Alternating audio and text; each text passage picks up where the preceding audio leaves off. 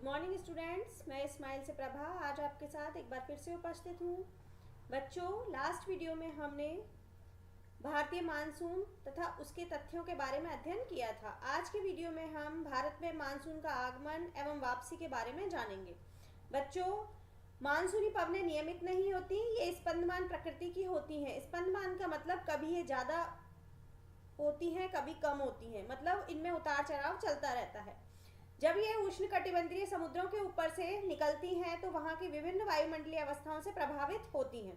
Monsoon का समय जून के आरंभ से लेकर मध्य सितंबर तक यानी कि 100 से 120 दिनों के लगभग होता है।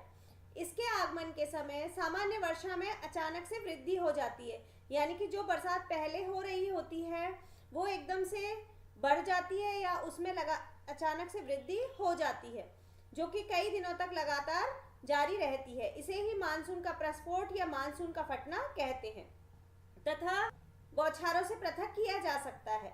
मतलब जो मानसून से पहले जो बारिश आती है, मानसून प्रस्फोट को उससे अलग किया जा सकता है। सामान्यतः जून के प्रथम सप्ताह में मानसून भारतीय प्रायद्वीप के दक्षिण छोर से प्रवेश करता है। इसके बाद यह दो भागों में बढ़ जाता है, पहला अरब सागर शाखा और दूसरा बंगाल की खाड़ी की शाखा। अरब सागर शाखा लगभग 10 दिन बाद 10 जून के आसपास मुंबई पहुंचती है। यह बहुत तीव्र गति से मुंबई पहुंचती है। बंगाल की खाड़ी की शाखा भी तीव्रता से आगे की ओर बढ़ती है तथा जून के प्रथम सप्ताह में असम पहुंच जाती है। ऊंचे पर्वतों के कारण मानसून पवनें पश्चिम में गंगा के मैदान की ओर मुड़ जाती हैं और मध्य जून तक अरब सागर शाखा सौराष्ट्र, कच्छ एवं देश के मध्य भागों में पहुंच जाती है। अरब सागर शाखा एवं बंगाल की खाड़ी शाखा दोनों गंगा के मैदान के उत्तर पश्चिम भाग में आपस में मिलती हैं। आइए इसे हम नक्शे से समझें। ये देखिए, जो मानसूनी पवनें हैं वो इस भाग से, प्रायद्वीपीय भाग से भारत में प्रवेश करती हैं और यहाँ आकर ये दो भागों में बढ़ जाती हैं। ये एक शाखा इधर की तरफ चलेगी, इसे बोलते हैं अरब सागर की शाखा, और एक शाखा इधर की तरफ चलेगी जिसे बोलते हैं बंगाल की खाड़ी की शाखा। बंगाल की खाड़ी की शाखा आगे चलकर आसाम तक पहुंचती है और यहाँ हिमालय पर्वत से टकराने के बाद इसकी दिशा परिवर्तित हो जाती है और ये गंगा के मैदान की तरफ इस क्षेत्र में आ जाती है। इसी प्रकार जो अरब सागर की शाखा है ये तीव्र गति से बढ़ती हुई 10 जून के आसपास यहाँ मुंबई पहुंचती है। इधर मुंबई से आगे उठते हुए ये सौराष्ट्र, कच्छ होती हुई ये भी गंगा के मैदान की तरफ पहुंच जाती है। इस प्रकार गंगा के मैदान के क्षेत्र में अरब सागर और बंगाल की खाड़ी की शाखाएं दोनों मिलती हैं और यहाँ इस क्षेत्र में बारिश के लिए जिम्मेदार होती है। दिल्ली में सामान्यतः मानसूनी वर्षा बंगाल की खाड़ी शाखा से जून के अंतिम सप्ताह में लगभग 29 जून के आसपास होती है। जुलाई के प्रथम सप्ताह तक मानसून पश्चिमी उत्तर प्रदेश, पंजाब, हरियाणा तथा पूर्वी राजस्थान में पहुंच जाता है। मध्य जुलाई तक मानसून हिमाचल प्रदेश एवं देश के शेष हिस्सों में पहुंच जाता है। मानसून की वापसी अपेक्षाकृत एक क्रमिक प्रक्रिया है। बच्चों, जिस प्रकार मानसून दक्षिण भारत से होता हुआ उत्तर भारत तक क्रमिक रूप से पहुंचता है, इसी प्रकार इसकी वापसी भी क्रमिक रूप से होती है, जो भारत के उत्तर पश्चिमी राज्यों से सितंबर में प्रारंभ होती है। मध्य अक्टूबर तक मानसून प्रायद्वीप के उत्तरी भाग से पूरी तरह हट जाता है और प्रायद्वीप के दक्षिणी आधे भाग में वापसी की गति तीव्र होती है। दिसंबर के प्रारंभ तक देश के शेष भाग से मानसून की वापसी हो जाती है। द्वीपों पर मानसून की सबसे पहली वर्षा होती है। यह क्रमशः दक्षिण से उत्तर की ओर अप्रैल के अंतिम सप्ताह से लेकर मई के प्रथम सप्ताह तक होती है। मानसून की वापसी भी क्रमशः दिसंबर के प्रथम सप्ताह से जनवरी के प्रथम सप्ताह तक उत्तर से दक्षिण की ओर होती है। इस समय देश का शेष भाग शीत ऋतु के प्रभाव में होता है। बच्चों, मानसून के बाद हम अध्ययन करेंगे ऋतुओं का।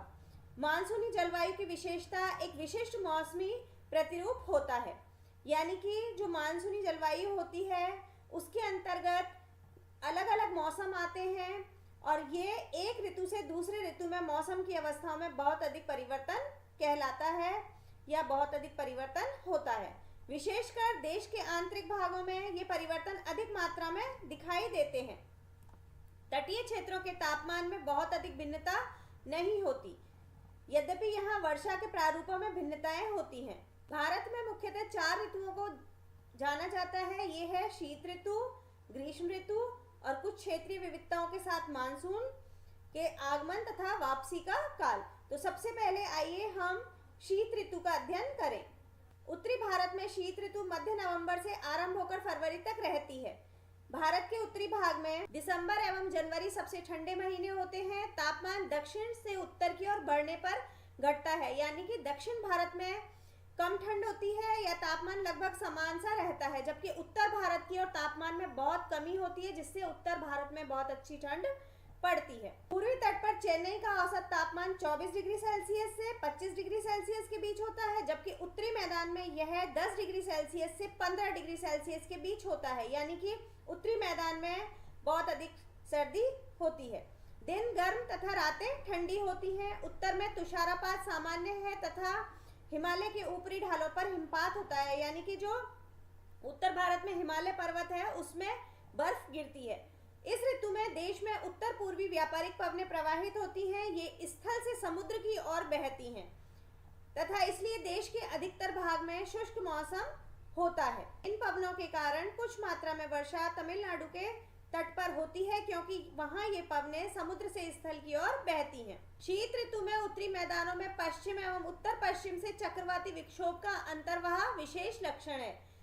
यह कम दाब वाली प्रणाली भूमध्य सागर एवं पश्चिमी एशिया के ऊपर उत्पन्न होता है तथा पश्चिमी पवनों के साथ भारत में प्रवेश करती है, यानी कि इस समय भूमध्य सागर और पश्चिमी एशिया में कम दाब उत्पन्न होता है, जिससे चक्रवाती पवनें पश्चिमी पवनों के साथ भारत में प्रवेश करती हैं।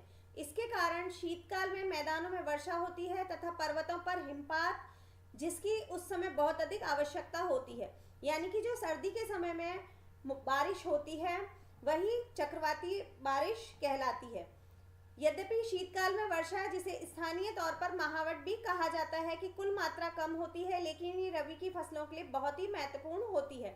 यानी कि जो सर्दियों में बारिश होती है उसे महावट बोलते हैं और ये रबी की फसलों के लिए बहुत ही महत्वपूर्ण होती है।